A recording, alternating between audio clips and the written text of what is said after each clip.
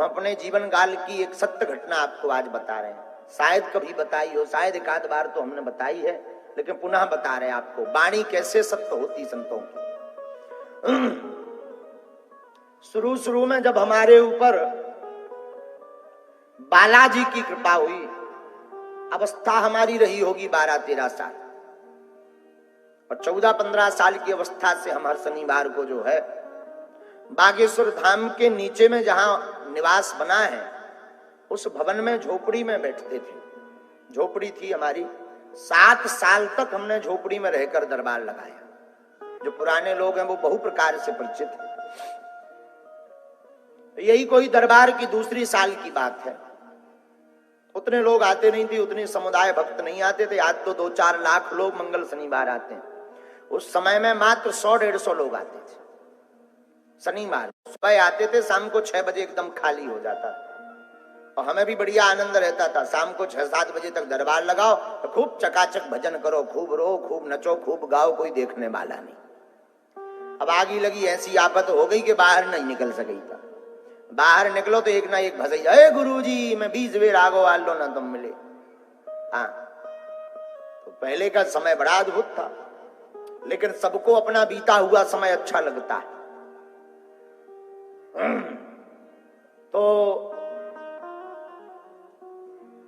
जो है शायद हमारी अवस्था 15-16 साल रही होगी। छतरपुर में सिख समुदाय भी खूब है। वहां पर सिख समुदाय में श्री एक सरदार जी छतरपुर घूमने आए। रहने वाले वो दिल्ली के थे, वर्तमान में अभी कनाडा में रहते हैं। हमारे बड़े प्रिय शिष्य हैं, आज भी जुड़े हैं। लेकिन घटना बहुत अद्भुत घटी थी। तो किसी ने छतरपुर में छोटी छोटी चर्चा थी धाम की, बागेश्वर धाम की। किसी ने छतरपुर के बारे लोगों ने उनको बताया कि भाई छतरपुर के नजदीक एक यहाँ गांव है गढ़ा, वहां बगराज श्री बागेश्वर बालाजी का स्थान है। वहां पर एक छोटा बालक है पंडित जी का, उनके ऊपर दादा गुरु की कृपा से बालाजी की कृपा हुई है, वो दरबार लगाते हैं।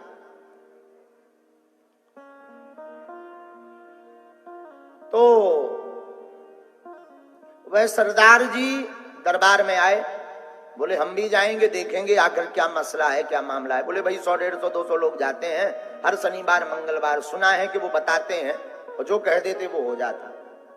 ये हमारी कोई महिमा के लिए हम कथा नहीं बता रहे, हम आपको पूज्यपाद श्री सन्यासी बाबा की वार्ता बता रहे हैं। तो वो सरदार जी जो है धाम पर आए, आ गए होंगे वही कोई 11 बजे, लोग ज्यादा थे तो 2-3 बजे वो जो है हमसे मिले झोपड़ी में।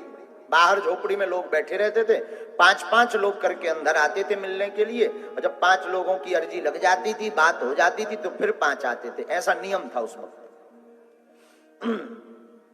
उनका नंबर आया, तो वो आकर के विराजमान भये। हमने अपना पर्चा उठाया और उनकी बातों को उल्लेखित किया, लिखा।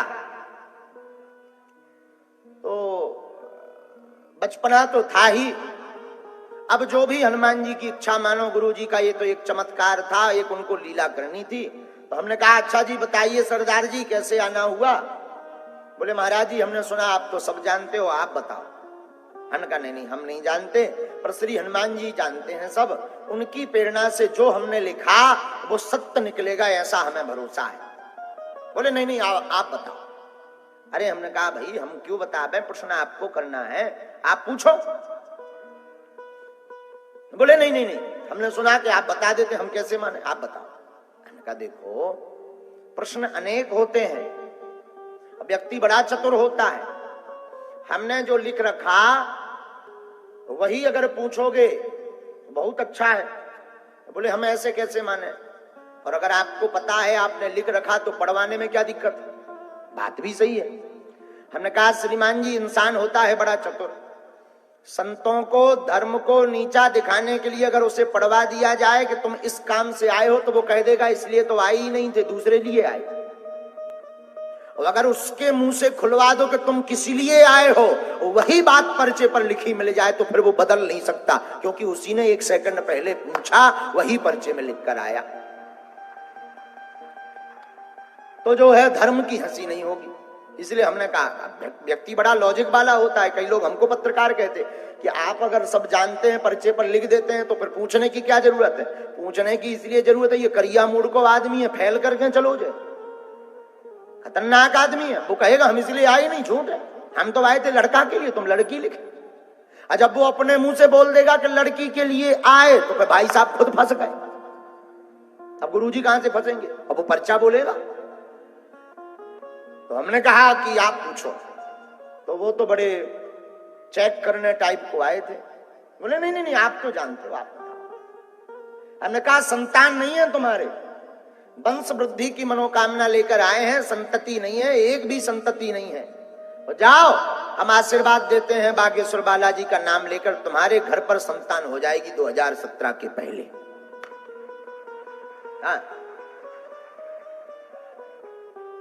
तो जो है उनको कोई आश्चर्य नहीं हुआ। हमें लगो गुरुजी फैल तो नहीं हो गया। भाई किसी के मन की बात बता दो, वो अपने आप चौंक जाता है, इन्हें कैसे पता? आश्चर्य होना चाहिए। हम तो रोज का ही हमारा लीला, बालाजी की लीला थी रोज की, कि जो भी आता था हम बता देते, वो हो गुरुजी वाह वाह वाह, जयकारा लगाने लगता, कोई आंखों में आंसू भर आते कि कितना सटीक बता दिया, कितना सत्य बता दिया। लेकिन उनको कोई आश्चर्य नहीं हुआ। हमने पर्चा देती हुए कहा इसे पकड़ो। बोले महाराज जी लिखा तो बहुत सही है, लेकिन आपने कहा कि संतान हो जाएगी और डेट दे दी, ये गलत है। हमने कहा क्यों? बोले महाराज अभी कुछ दिन पूर्व ही हम अपनी धर्मपत्नी के गर्भाशय का ऑपरेशन करवा चुके हैं, बच्चे ही दानी नहीं है तो संतान क्या खाक हो जाएगी? तुम नहीं जानते ठन गोपाला, ऐसे ही बोला। तुम नहीं जानते ठन गोपाला, हमें तो पसीना आ गो। अब पसीना इसलिए आ गो कि 150 आदमी बाहर बैठो, बढ़िया टैया भैया, बढ़िया पगड़ी बांधकर सरदार जी कह रहे तुम नहीं जानते ठन गोपाला।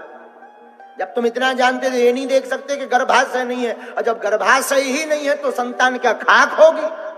बात में दम था। हम अपने भाई में सिग्नल मिलाइए कि तुमने इतना बता दो, जो कह नहीं बतावा। हम अपने गुरुजी से भीतर ही, चूंकि सामने तो प्रदर्शित नहीं किया, लेकिन भीतर ही भीतर लड़िए कि लोग कटवा दे ना। अब तुम्हें संतुष्टि हो गई? तुमने भाई इतना लिखवाया, बता देते कि इनके गर्भाशय नहीं है, क्या बिगड़ जाता? बा कट गई ना, अब दरबार फेल होगा तमाम। ऐसे हम भीतर ही भीतर लड़े अपने गुरुजी से, सन्यासी बाबा से। अच्छा, हद की बात यह कि उसमें वाईफाई में कोई सिग्नल नहीं, मतलब ना हुंकाए ना हाँ ना चौकाए कि यार बेटा बता नहीं पाया। तो हम बात बना लें कि भाई हमसे ये गलती तो हो गई गुरुजी, हम ज्यादा सिग्नल नहीं मिला पाए, हाथ जोड़ लेंगे। कौन सा हमने बाप के बैलवा छोड़, हाथ जोड़ लेंगे, भाई ये गलती तो हो गई। लेकिन भाई साहब चुप, कोई सिग्नल नहीं। अब और दिमाग खराब हमने कही तुम बोल नहीं रहा जी, चुप नहीं हो रहा। सरदार जी चुप ना हो, मैं जी बोले ना। अब वो तो सीधा बोले तुम नहीं जानते ठन गोपाला। और जिसके साथ रिश्तेदार के साथ आए थे वो उनसे बोले वाह कहां लेवा के आ गए। ये थोड़ी मोड़ी मन की बातें मर जान लेते हैं, बाकी ये ठन गोपाला है, लड़का है, लड़कपन है। महाराज ऐसे बुद्धू न बनाओ, यही बोलो। कहा दो गई यार भैया। भीतर से हमें जो है हुंकार सी भरी 2-5 मिनट तो हम सुनते रहे। तब तक हमने पुनः सन्यासी बाबा दादा गुरुजी का स्मरण किया कि अब हे सन्यासी बाबा, अब नाक ना कटे पीछ की, वरना हम दरबार पे आवाज के बाद नहीं बैठेंगे, हमारा प्रण है। और इतना कह के हमें आंखों में जो है डबडबा गई हमारी आंखें, और आंखों में रोष भर गया। और सामने एक हमारे जो है चौकी रखी हुई थी, चौकी मतलब सारण, हमने उस पर हाथ ठोक कर कहा कि जाओ, कह दिया तो कह दिया, मिथ्या नहीं होगा। कह दिया हाँ, मिथ्या नहीं होगा, जाओ। उस आदमी को कोई फर्क ही नहीं पड़ा, ना धन्यवाद ना थैंक यू, इतना और कोई हो तो डर जाए। जिस हिसाब से हमने बोला था ठोक कर, अगल बगल के जो सेवादार हते उन्हें तो पसीना छूट गए, लेकिन सरदार जी को कोई असर नहीं। वो तो ज्यों के त्यों अपनी जो है दाढ़ी उन्होंने 2-3 बार ऐसी करी, बोले ठीक है चलेगा। हमें तो जो है 1.5-2 महीना वही बात दिल में चोट बार बार करे कि गुरुजी फेल हो गए। अब 2-4-6-10 दिन बाद तो कछु नहीं, 20 दिन तक तो गुरुजी हमारे बोले ही नहीं सन्यासी बाबा। 20 दिन बाद जब बोले तो हम खूब लड़े गुरुजी से। हमने कहा तुम इतना बता सकते थे, ये और बता देते कि गर्भाशय नहीं है। हमने 2017 डेट दे दी। वो जो है सबके सामने गांव भर में, पहले तो बहुत छोटा दरबार लगता था गांव में, पूरे गांव में हल्ला होगा कि एक दिल्ली के एक आए थे तो वो जो है महाराज को फेल कर गए। हम कर लो अब और बढ़िया रहा। लेकिन वाह, संत की वाणी, पूज्यपाद श्री सन्यासी बाबा की वाणी आज तक मिथ्या नहीं हुई। 2017 के प्रारंभ में एक अद्भुत लीला भई। क्या 4-5 बड़ी बड़ी गाड़ियां, हमें तो आज नाम पता चला है, बड़ी बड़ी फॉर्च्यूनर गाड़ियां धाम पर आई, रुकी। हमने कहा कोई जगत भगत आया होगा, कोई बड़ा आदमी, कोई नेता वेता आए होंगे। आते ही रहते हैं, उतना नहीं आते थे पर 4-5 गाड़ियां आना बहुत बड़ी बात थी उस जमाने में इकट्ठी हमारे लिए। हमने कहा कोई नेता वेता आए होंगे, लेकिन ये क्या, वही सरदार जी हाथ में फूल माला लिए हुए, अगरबत्ती लिए हुए दौड़े दौड़े आए और दंडवत भर करके पूरे धाम की परिक्रमा की। और सामने पुनः कमरा बन गया था एक, तो कमरे में हम भीतर बैठे थे। बोले गुरुजी पहचाना? हम तो सच में भूल गए थे। हमने कहा हमने नहीं पहचाना श्रीमान, माफ करना। बोले गुरुजी हम वही हैं जिनका आपने पर्चा बनाया था। और फबक फबक करके रोने लगे। कम से कम 7 मिनट रोकर दंडवत भरी उन्होंने, 7 मिनट रोए। हमने कहा भाई चुप तो हो जाओ, बात तो बताओ। बोले आपने कहा था संतति होगी। महाराज हम डॉक्टर हैरान है, हमारी धर्मपत्नी गर्भवती है। हाँ?